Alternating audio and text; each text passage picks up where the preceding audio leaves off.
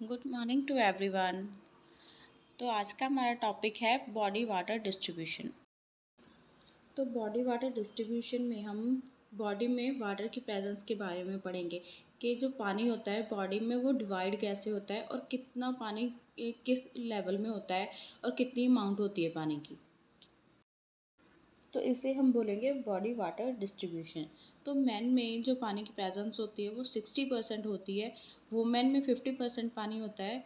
मतलब कि body weight का 50% होगा पानी, न्यू बॉर्न में 80% पानी होगा।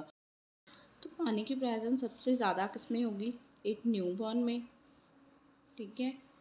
तो ये न्यू बॉर्न में होगी 80%, उससे कम होगी मैन में 60%, देन वुमेन में 50%। तो ये क्या है? Body water distribution. तो इसमें से जो टोटल बॉडी वाटर होता है, बॉडी में जितनी भी अमाउंट में वाटर प्रेजेंट है उसका 1/3 होगा, जो उसे हम एक्स्ट्रा सेलुलर फ्लूइड बोलते हैं। मतलब कि ECF मतलब कि एक्स्ट्रा सेलुलर फ्लूइड, जो सेल के बाहर फ्लूइड होगा तो उसे हम बोल देते हैं एक्स्ट्रा सेलुलर फ्लूइड।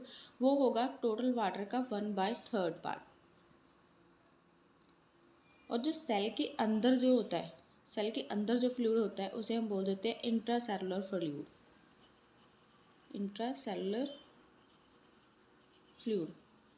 तो ये होगा टोटल बॉडी में जितना टोटल पानी है उसका 2/3। तो जो एक्स्ट्रा सेलुलर फ्लूइड है वो टोटल बॉडी वाटर का 1/3 पार्ट होगा। और जो ICF है मीन्स इंट्रा सेलुलर फ्लूइड है वो टोटल बॉडी वाटर का 2/3 पार्ट होगा। तो इस तरह से जो पानी की प्रेजेंस है, जो पानी की अमाउंट है उसे डिवाइड किया गया है, वो अदर टाइप्स में डिवाइड हो जाता है। तो बॉडी में टोटल बॉडी वाटर है जो उसे डिवाइड कैसे किया जाता है? 2/3 होता है उसमें ECF, और 1/3 पार्ट जो होगा उसका ICF मीन्स इंट्रासेलुलर फ्लूइड। तो ये क्या है? जो सेल्स के अंदर या बाहर जो फ्लूइड प्रेजेंट होता है, जो पानी प्रेजेंट होगा, ठीक है, जिसे हम क्या बोलते हैं? इंट्रासेलुलर या ECF बोल देते हैं। तो उसे हम वो क्या होता है? फ्लूइड होता है पानी। जैसे कि हमने पहले पढ़ा था कि बॉडी में पानी प्रेजेंट होता है, तो जो पानी की प्रेजेंस है वो ह्यूमन बॉडी में होती है, ठीक है। क्योंकि पानी वैसे ही बहुत ज़रूरी होता है सभी एक्टिविटीज़ के लिए। तो उसके लिए क्या है, जो ह्यूमन बॉडी में पानी प्रेजेंट होता है उसकी डिवाइडेशन हो जाती है।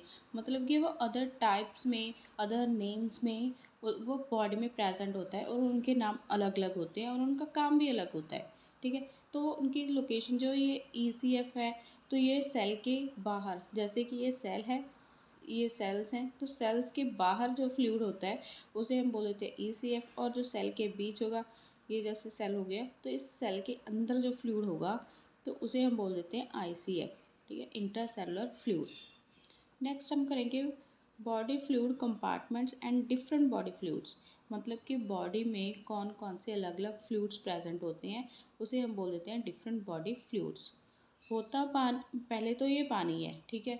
और पानी है जो वो अलग अलग टाइप्स में है, ठीक है। कोई सेल के अंदर पड़ा है, कोई सेल के बाहर पड़ा है, कुछ सिक्रीशन से पैदा हो रहा है, ठीक है। तो उस तरह से क्या होगा, उसे हम अलग अलग टाइप्स में डिवाइड कर लेते हैं। वो बॉडी फ्लूइड्स में उन्हें उसे क्या बोलता है? बॉडी फ्लूइड्स बोला जाता है। तो बॉडी में किस किस तरह के फ्लूइड्स हैं ये हम अब रीड करेंगे।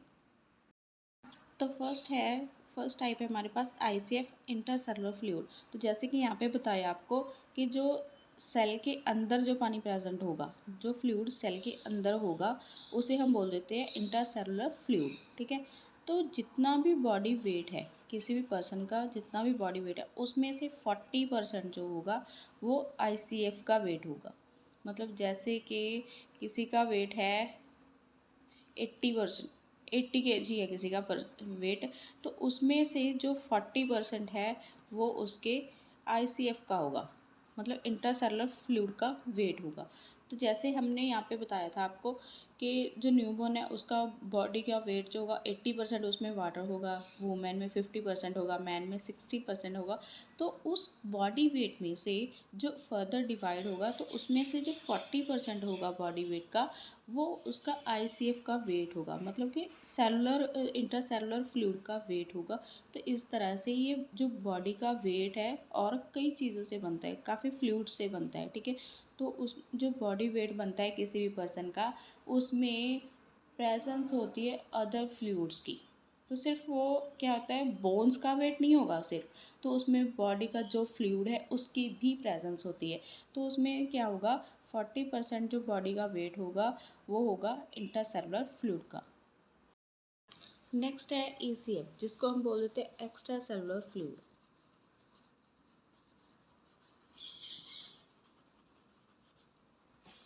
जो कि क्या होता है, सेल के बाहर जो वाटर प्रेजेंट होगा, जिस अमाउंट में सेल के बाहर वाटर प्रेजेंट होगा उसे हम बोल देते हैं एक्स्ट्रा सेलुलर फ्लूइड। तो बॉडी का जितना भी वेट है उसका जो 20% ये होता है ECF होता है, ठीक है। जितना भी पर्सन का बॉडी वेट होगा उस बॉडी वेट का 20% जो होगा वो एक्स्ट्रा सेलुलर फ्लूइड का वेट होगा। तो इन्हें डिवाइड कर लिया जाता है इंटरस्टिशियल फ्लूइड में और प्लाज्मा में। इंटरस्टिशियल फ्लूइड क्या होता है, जैसे दो सेल्स हो गए, मान लो ये सेल्स हैं, ठीक है।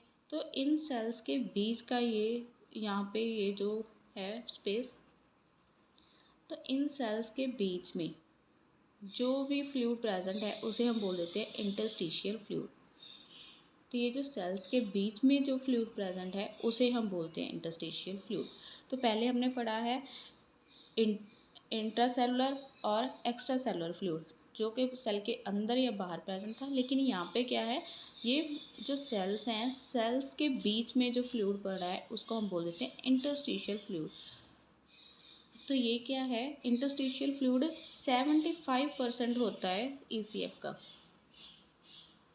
मतलब कि ये जो ECF है इसे हम अगर डिवाइड कर लेते हैं तो ये 75% इसका ये बनाते हैं इंटरस्टिशियल फ्लूइड, और बॉडी वेट का ये 15% होते हैं।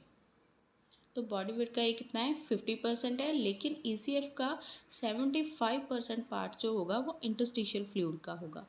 नेक्स्ट इसमें आ जाती है टाइप प्लाज्मा। ये बॉडी वेट का 5% होता है, लेकिन जो कि होता है, लेकिन ECF का क्या होता है, ये 25% होता है। तो प्लाज्मा को हम इंट्रावेस्कुलर भी बोल देते हैं, क्योंकि ये क्या होता है, ये वो फ्लूइड होता है जो ब्लड वेसल्स में सर्कुलेट करता है, ठीक है। तो इसे हम क्या बोलते हैं, ब्लड वेसल्स में सर्कुलेट करने की वजह से इसको हम क्या बोलते हैं, इंट्रावेस्कुलर मीन्स वेसल्स में सर्कुलेट करने वाला फ्लूइड, दैट मीन्स इंट्रावेस्कुलर। तो उसे हम क्या बोलते हैं, प्लाज्मा और इंट्रावेस्कुलर दोनों बोल देते हैं। तो ये क्या है, 5% है ये बॉडी वेट का, मतलब बॉडी का जितना भी वेट है उसमें 5% जो होगा प्लाज्मा का वेट होगा, और 25% होगा ये, जो 25% है वो ECF का होगा। तो क्या है, ECF की दो आगे टाइप्स हैं, इंटरस्टिशियल फ्लूइड एंड प्लाज्मा। हम पढ़ेंगे लिम्फ के बारे में। अदर टाइप है जो फ्लूइड की, वो है लिम्फेटिक फ्लूइड्स, ठीक है। लिम्फेटिक फ्लूइड क्या होंगे, जो कि लिम्फ में और लिम्फेटिक सर्कुलेशन में जो सर्कुलेट करते हैं उसे हम बोल देते हैं लिम्फेटिक फ्लूइड्स।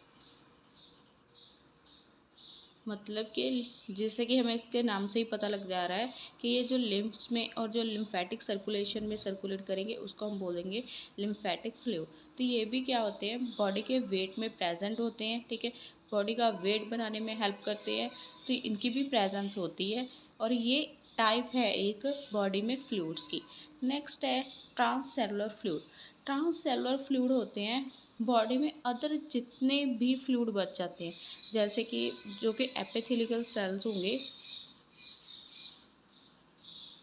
तो वो बॉडी में जहाँ जहाँ पर भी सिक्रीशंस करते हैं, जिनकी वजह से वो सिक्रीशन से जो पानी बनता है, जैसे कि बॉडी में बहुत सारी सिक्रीशंस होगी मान लो, ठीक है। तो इन सब से मिलकर जो फ्लूइड बनेगा, तो उन सभी फ्लूइड्स को हम बोल देते हैं ट्रांससेलुलर फ्लूइड।